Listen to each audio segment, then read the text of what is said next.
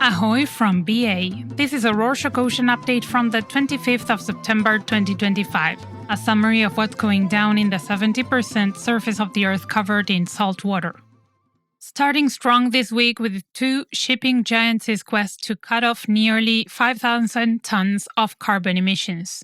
The electric and hybrid marine technology online newspaper reported on Thursday the 18th that DHL Global Forwarding and Henkel are expanding their sustainable marine fuel deal. The DHL ocean carriers will burn waste and residue-based fuels, with emissions cuts allocated to Henkel via book and claim. DHL says using sustainable marine fuel, or SMF, for most of Henkel's ocean freight could cut around 4,700 tons of carbon dioxide equivalent, which is a unit of measurement of the impact any greenhouse gas has on global warming. SMF uptake can clean shipping, nudge prices lower as carbon costs bite, and speed goods to shelves without waiting for new ships. While the private sector is steering towards the right direction, government bodies may need more guidance, as the Pacific Island Times reported on Wednesday the 17th that the Western Pacific Regional Fishery Management Council moved to open commercial fishing inside 4 U.S. marine monuments, including the Marianas Trench, Rose Atoll, Papahānaumokuākea, and the Pacific Islands Heritage Area. The Council is advancing rules under the Magnuson-Stevens Fishery Conservation and Management Act, further pressing ahead to allow commercial fishing under the protected waters, despite a federal judge already voiding a previous attempt. Supporters say, "Eat our own fish." Native Hawaiian and groups warn of harm to protected species and culture.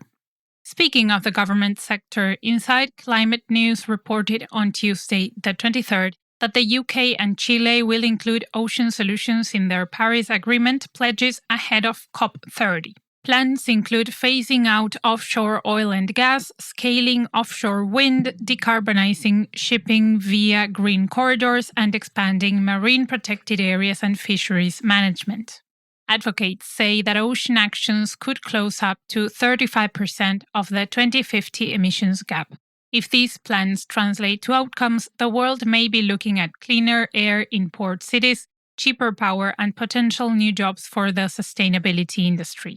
Now, threats from the seafloor to the surface. The Australian Broadcasting Network reported on Friday the 19th that a magnitude 7.8 earthquake struck off Russia's Pacific coast, triggering a tsunami advisory. The quake hit 128 kilometers, or nearly 80 miles, in Russia's Far East, located near northeastern Japan, with a depth of 10 kilometers, 6 miles. The Pacific Tsunami Warning Center later cancelled alerts for Alaska's Aleutians, Hawaii, Canada, and the U.S. West Coast, but warned that dangerous waves remain possible near Russia. The quake had hit the same zone in late July. Another proof of nature's fury may threaten life in the ocean, as the CBC News reported on Wednesday the 24th that a planetary health check warns ocean acidity has crossed a safe boundary, undermining shellfish, corals, and the ocean's carbon buffer role. As fossil fuel emissions rise, aragonite saturation falls, stunting larvae and weakening shells in mussels, oysters, crabs, and plankton, with higher risks in colder Canadian waters and the Arctic. Scientists say continued acidification could shrink fisheries, cut jobs, and blunt the ocean's ability to absorb carbon, worsening warming. If this persists, coastal economies will be further stressed, and stronger pressures to cut emissions should be expected. It's not just acidity that threatens the ocean, as the Weather Channel reported on Sunday the 21st that the Blob, a North Pacific marine heatwave, has formed as high pressure suppresses winds and upwelling, pushing sea surface temperatures higher. Low oxygen waters disrupt food webs, favoring sardines and tuna while stressing salmon, plankton, seabirds, and marine mammals, ultimately raising harmful algal bloom risks. On land, the blob can tilt west coast weather toward warmer, heavier storms and thinner snowpack, while jet stream shifts may bring colder winters east.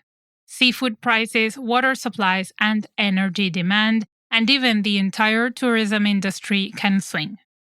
From the North Pacific to the Atlantic's North Sea, where there is a blast from the past, the BBC reported on Saturday the 20th that scientists confirmed an asteroid struck the North Sea over 43 million years ago, carving the Silver Pit crater beneath the seabed and unleashing a 100-meter or 330 feet tsunami.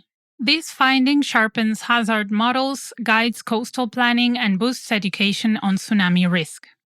Space rocks weren't the only ones that showed astronomical prowess this week, as the Naval News reported on Wednesday the 17th that Leidos unveiled Sea Dagger, a next-gen commando insertion craft for the UK's Royal Navy at Defence and Security Equipment International.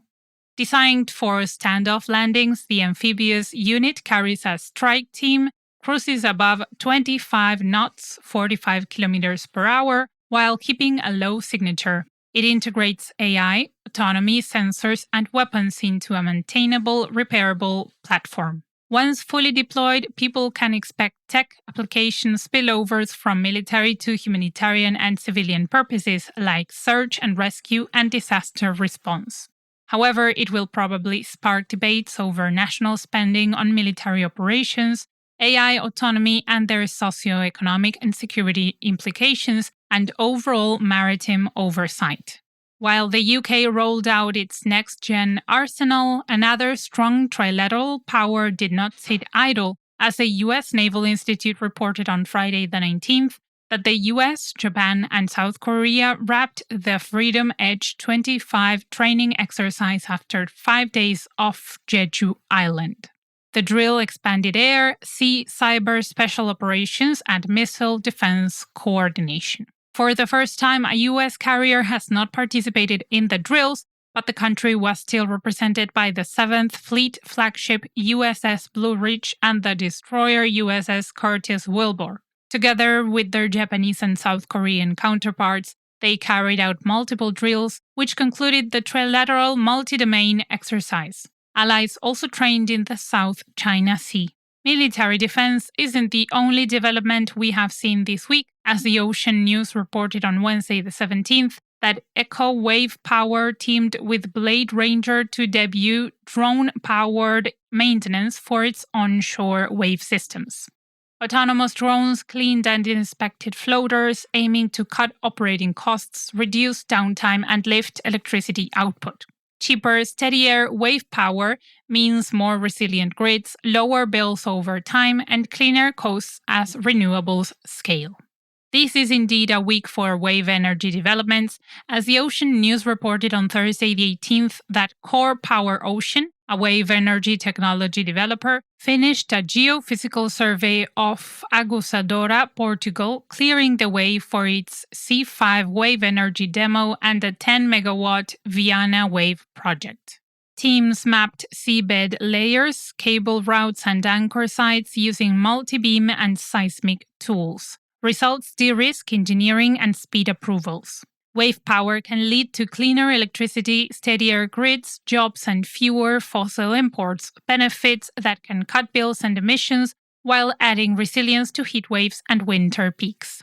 Speaking of waves, we've got exciting news about some friends who ride them, as the Euronews reported on Thursday the 25th that 9 Magellanic penguins were released at Punta del Este, Uruguay, after months of rehab for hypothermia, malnutrition, and net injuries. The Maldonado Society for the Conservation of Biodiversity vets restored waterproof plumage, while volunteers nursed the birds until they could feed and swim.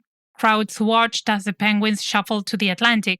The species nests in Argentina and Chile and migrates north in winter, reaching Brazil and Peru. Finishing off this week with more good news, the Times of India reported on Saturday the 20th that Karnataka's Coast Guard led an international coastal cleanup at Panambur Beach, Mangaluru, rallying thousands of students and locals under the Swachh Sagar Surakshit Sagar banner, meaning Clean Coast Safe Sea. Oil handlers, municipal teams, and surf clubs joined sapling drives and water sports to spotlight plastic waste. A parallel cleanup at Padukere Beach drew panchayat leaders and schools. And that's it for this week. Thank you for joining us. Don't forget to hit the subscribe button. No need to worry, it's free. Got any ideas, comments? Send us an email at info@rorschach.com. See you next week.